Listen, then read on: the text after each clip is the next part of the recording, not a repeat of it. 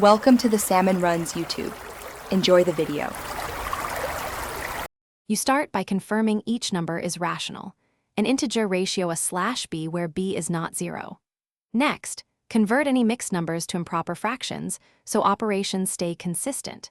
Use closure to know sums and products remain rational, and apply commutative or associative properties to reorder terms for easier work. Once done, simplify obvious common factors in numerators and denominators to reduce arithmetic. Make sure to line up denominators when preparing for addition or subtraction. That first setup saves time later. Now you perform the central operations. For addition or subtraction, find the least common denominator, convert each fraction by multiplying top and bottom, then add or subtract numerators and simplify.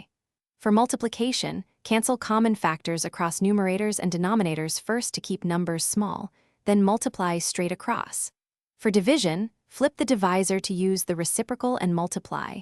Again, cancel before multiplying.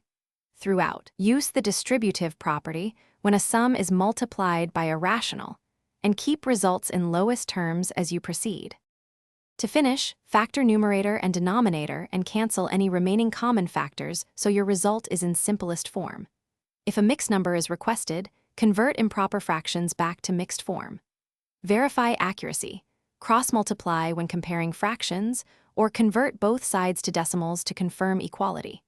If something looks off, retrace steps. Ensure you use the least common denominator when adding, or that you flip the divisor when dividing. A quick resimplification often reveals small arithmetic slips. Thanks for watching. Consider subscribing if we helped you.